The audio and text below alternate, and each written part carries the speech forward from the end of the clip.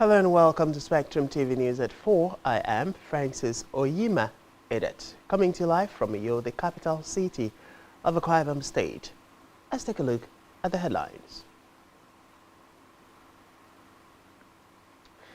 Senate to summon service chiefs demands special military operations. Rep Speaker Baz hails teachers for immeasurable contribution to society. Plus, Russia to build naval base in Georgian separatist region. We'll bring you details of these stories and more in a moment.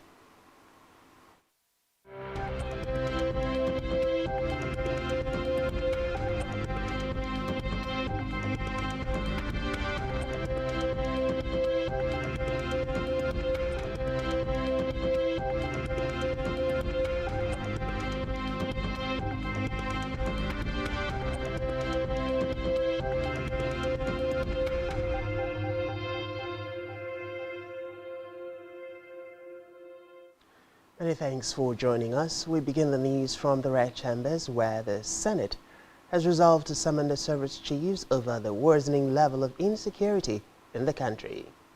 The upper chamber took the decision today after deliberating a motion on the kidnap of 5 female students from the Federal University Dosuma in Katsina State. Those to be summoned include the Chief of Defense Staff, General Christopher Musa, Chief of Army Staff, Lieutenant General Torrid Lagbaja, Chief of Naval Staff, Vice Admiral Emmanuel Ogala, and Chief of Air Staff, Air Marshal Hassan Abubakar. Also to be invited are the Inspector General of Police Olukaide Egbetoku and the National Security Advisor Nuhu Ribadu. The lawmakers urge security agencies to be more proactive and ensure the rescue of the abducted female students as well as their core members kidnapped by terrorists in Zamfara State. To the Green Chambers now, where the Speaker of the House of Representatives, Tajuddin Abbas, has congratulated teachers in Nigeria and all over the world on the occasion of this year's World Teachers' Day, noting their immeasurable contributions to the society. According to a statement released by his media aide Musa Krishi, the Speaker described teachers as destiny molders and life changers. He also held teachers for their critical roles in the mental and behavioral development of their pupils and students. Abbas noted that teachers or lecturers not only educate but also serve as guardians and mentors to the wards in the schools at all levels. The Speaker assured teachers of the readiness of the 10th House under his leadership in assisting the President Bola Tinubu's administration towards the development of the education sector in the country, as well as better welfare for workers in the sector. Away from that, the People's Democratic Party's presidential candidate and former Vice President Atiku Abubakar has commenced a World Press Conference on the result of his discovery effort at Chicago State University, CSU. This is coming after the registrar of CSU, Caleb Watzberg, told the court-ordered disposition in Illinois that even though President Bola Tinubu graduated from the university, he did not issue the CSU diploma certificate Tinubu submitted to the Independent National Electoral Commission, INEC, for the 2023 presidential run. Reports say Atiku had sought to nullify the declaration of Tinubu as president by INEC. He currently has a pending appeal at the Supreme Court, following the dismissal of his petition against the February 25 election that produced Tinubu as president.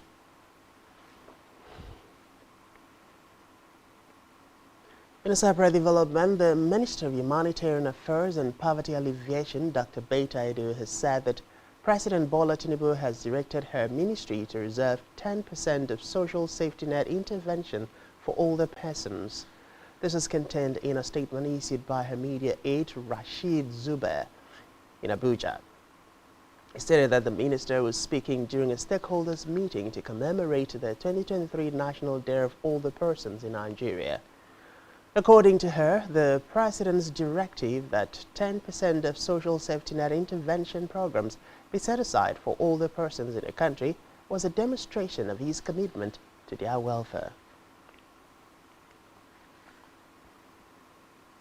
In another development, the federal government has announced a special grant of 25,000 each under its Conditional Cash Transfer (CCT) scheme to vulnerable pensioners in the country.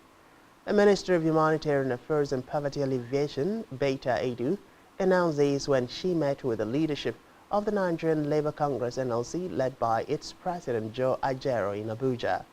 The minister disclosed that President Bola Tinubu mentioned very clearly that vulnerable pensioners should be immediately captured on the National Social Register and to benefit from the CCT as part of social safety net. Thus, he committed 25,000 naira for 15 million households for 3 months, she said. Edu informed the leadership of the labor unions that the desire to expand the National Social Register to include vulnerable pensioners in the CCT scheme was encapsulated in the renewed hope agenda and appealed to the NLC to help fast-track the process of collating data.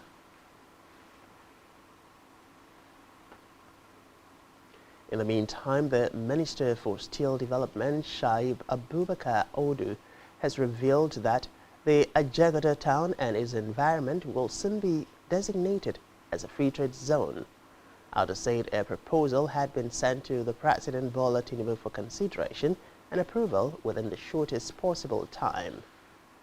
Abubakar Odu disclosed this while speaking today during his maiden visit to the Ajagota Steel Company Limited as he took a tour of the complex company with some investors from America, Germany, Russia and China. The minister said the aim of the visit is to show would-be investors around the vast potential of the steel resources and the prospect it is capable of providing. Meanwhile, the minister said that if gotten right, the Jakarta Steel Company would create over 500,000 jobs, which would be enough to lift Nigerians out of poverty, as investors would carry out an advanced technical audit of the steel complex and its facilities to see what more is to be done.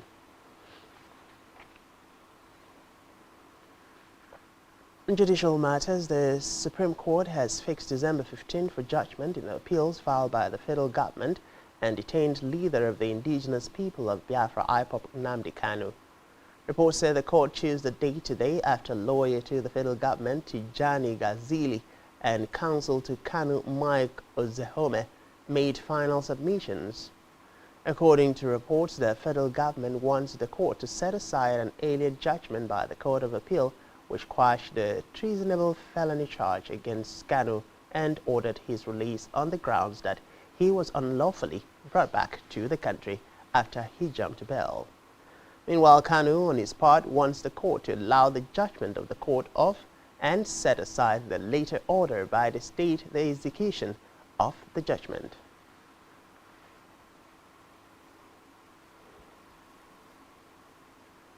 On military matters, the Nigerian Army Special Court Martial sitting in Abuja said it has found Major General Umaru Muhammad guilty of $1.476 million theft. Recall that Muhammad was the Group Managing Director of Nigerian Army Properties Limited, NAPL.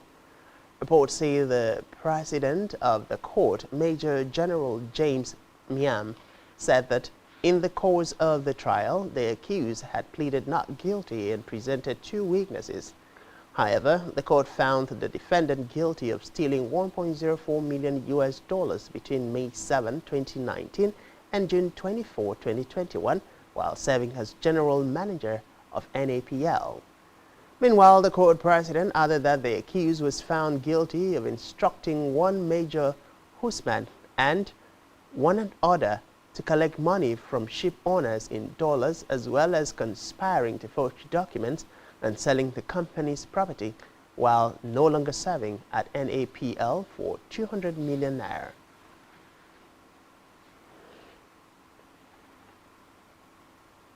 Away from that, Zamfara State Governor Dauda Lawal has assured that security agencies are making frantic efforts to rescue abducted students of the Federal University, Gusau. He also promised to provide adequate security in the university community to make it safest for the students to go about carrying out their academic activities without fear of attack. The governor gave the assurance while conducting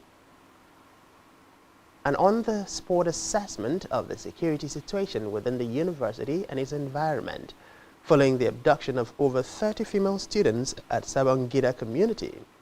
He urged the students not to allow the unpleasant situation to demoralize them from pursuing their studies. In Akwa Ibom State Governor Pastor Umoina has sent his goodwill message to teachers in Akwa Ibom State on the occasion of the 2023 World Teachers' Day. In his message released by his Chief Press Secretary Kerete Udo, Governor Umoina celebrated teachers for the foundation both in learning and morality that the teachers whom he described as treasured have laid and are still laying for the children. He commended them for their sacrifice, passion and patience in molding the future leaders, stating that it is the reason that his government has taken their welfare and well-being very seriously. According to him, he has so far released over 3 billion naira to pay gratuities, especially to retired primary school teachers.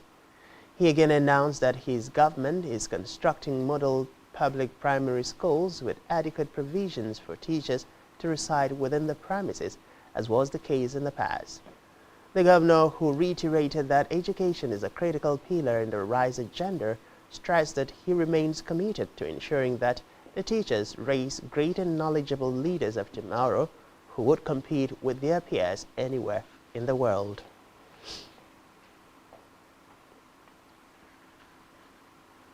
We move to Africa, where South Africa has reportedly culled about 7.5 million chickens in an effort to contain dozens of outbreaks of 2 separate strains of avian influenza that threaten to create a shortage of eggs and poultry for consumers. Reports say at least 205,000 chickens have died from bird flu in at least 60 separate outbreaks across the country, with more than half of those outbreaks in Gauteng province, which includes the country's biggest city, Johannesburg, and the capital, Pretoria.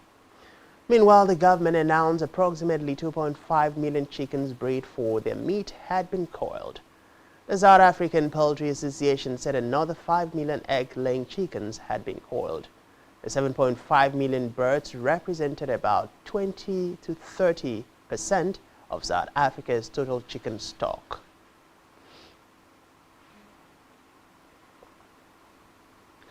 Elsewhere, the Falcon 7X of the President of the Republic of Congo, Denis Sassou Nguesso's, has sold at auction for 7.1 million euros at the Grand Hotel de Bordeaux after being seized in June 2020 at the airport of the Gironde capital. The seizure by a bailiff during maintenance work is part of a long series of legal proceedings initiated for decades by the boss of the company, Comisipex, a Lebanese businessman, against the state of Congo. The auction of the aircraft produced by Dassault Aviation was ordered by the Bordeaux Judicial Court in December 2022 and then confirmed in June 2023 by the Court of Appeal, with an initial price set at 7 million euros. Reports said the sale should make it possible to compensate Comisipex for unpaid public works.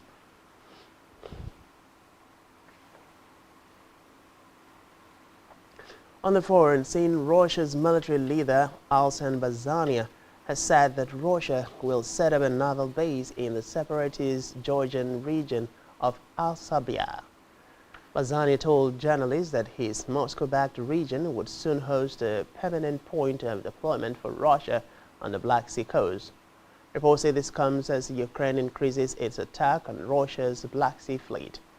Meanwhile, Georgia's foreign ministry said the Russia decision would be a flagrant violation of Georgia's sovereignty and territorial integrity.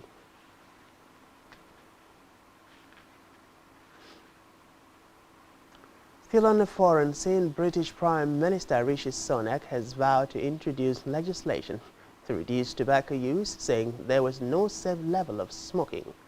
Sunak disclosed this to his Conservative Party in an annual conference. In a keynote address, said that he proposes that in future they raise the smoking age by 1 year every year. That means a 14-year-old today will never legally be sold a cigarette, and that they and their generation can grow up smoke-free. The statement also said the government also planned to bring in measures to restrict young people vaping. This could include restricting disposable vapes and regulating flavors and packaging to reduce their appeal to children, Downing Street added. Meanwhile, health experts welcomed the announcement, while Sunak urged members of parliament to get the measure in place as soon as possible.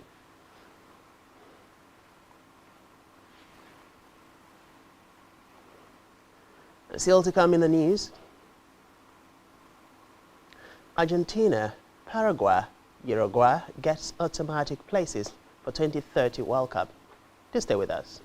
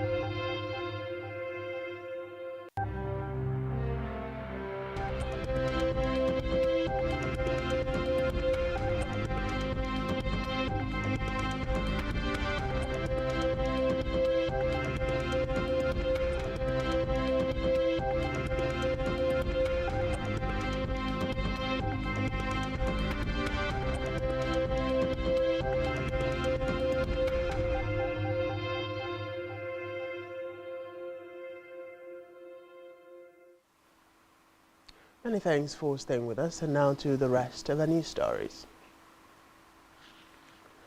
On a business news, the World Bank has described the Nigerian naira as one of the worst performing currencies in Africa. According to the World Bank's report Shaping Africa's Economic Future, the currency weakened by nearly 40% against the US dollar since a mid-June devaluation. It stated that so far this year, the Nigerian naira and the Angolan kwanza among the worst performing currencies in the region. It disclosed that the weakening of the naira was triggered by the central bank's decision to remove trading restrictions on the official market, and for the kwanza, it was the decision of the central bank to stop defending the currency as a result of low oil prices and greater debt payments.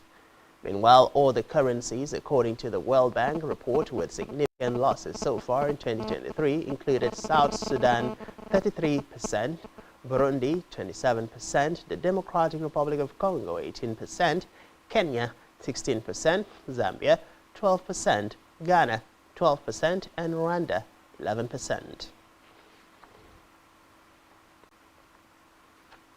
Still in business, state governments have reportedly borrowed about 46.17 billion naira from 3 banks to pay salaries between January and June 2023. The banks include Access, Fidelity, and Zenith, with findings based on an analysis of the half-year 2023 financial statements of these banks. Reports say that the states borrowed the most from Access Bank in 6 months, with a record of 42.97 billion naira loaned, followed by Zenith Bank with 1.78 billion naira borrowed, and Fidelity Bank with 1.47 billion naira borrowed within the 6 months period. Meanwhile, the state government's indebtedness to commercial banks rise due to worsening revenue challenges. The Fiscal Responsibility Commission have issued guidelines to banks on lending to states.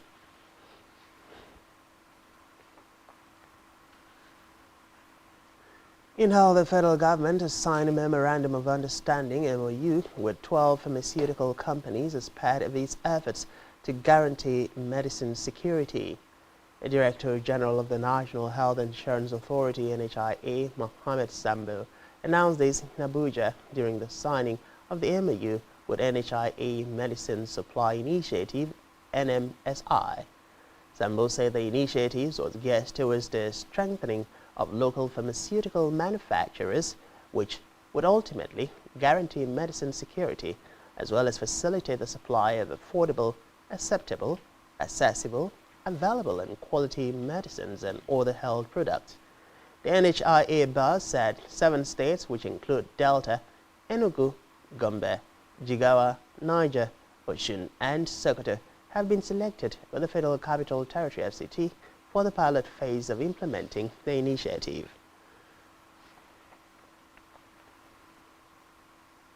Still in health, the federal government has put in place plans and strategies to double the population of medical and dental doctors from 5,000 to 10,000 from the next academic year by increasing admission into the medical and dental institutions. The Minister of State for Health and Social Welfare, Tunji Alausa, disclosed these at the induction ceremony of foreign-trained medical and dental graduates by the Medical and Dental Council of Nigeria in Abuja. Alausa said the mass exodus of licensed doctors and other health professionals to more developed countries will be discouraged by making the healthcare environment more attractive. According to him,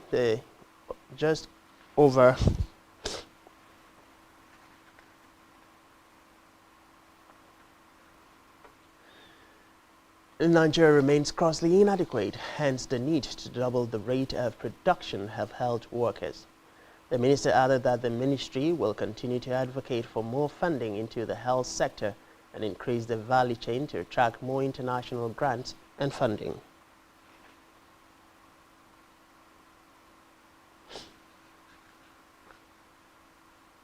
In sports, FIFA has confirmed that Argentina, Paraguay and Uruguay will all be given automatic qualifying spots for the 2030 World Cup for hosting the 3 opening games of the tournament.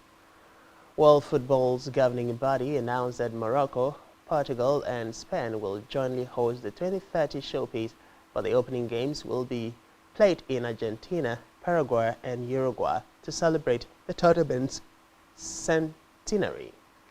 In its original announcement, FIFA only confirmed that Morocco, Portugal and Spain would automatically qualify, but today it confirmed that the 3 South American nations would also be spared qualifying. A FIFA spokesman said the confirmation means that in a tournament that will have already expanded from 32 teams to 48 teams for the 2026 finals, 3 of the 6 places attributed to the South American zone in 2030 will be taken.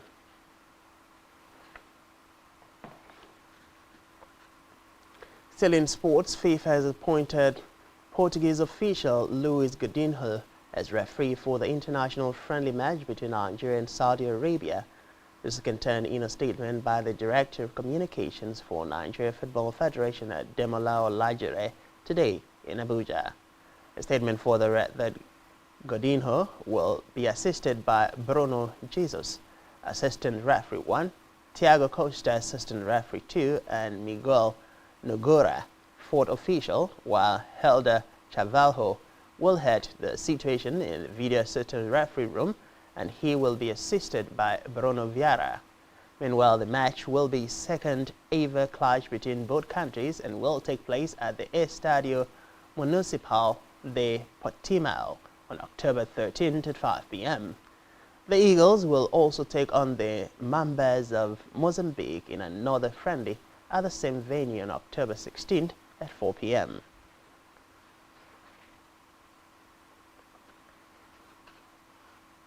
On our entertainment news, Nigerian singer Ibrahim Owuduni, popularly known as Prime Boy, has turned himself into the police. This was disclosed in a statement by the police public relations officer in Lagos, Benjamin Hundoyin, in an X post today. According to the statement, Prime Boy has been immediately taken into custody for interrogation and other necessary actions. The Lagos State Police Command reiterated its commitment to the family, friends, fans of Mohbad, and the general public to not leave any stone unturned in ensuring a most diligent investigation. The command equally affirmed that all persons found culpable in the death of Mohbad will definitely be brought to justice.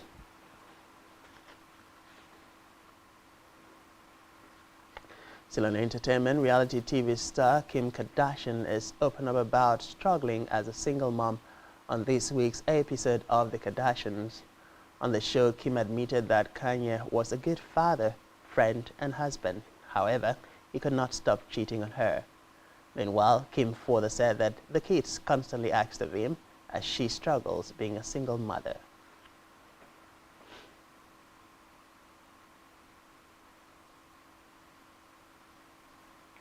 And that's all we have for you at this time. Do ensure to follow us on social media and subscribe to our YouTube channel, all of which you can find on our website, SpectrumTv.ng. You've been watching Spectrum TV News at 4. I am Francis Oyima Edet. Many thanks for being there, and do enjoy the rest of your day.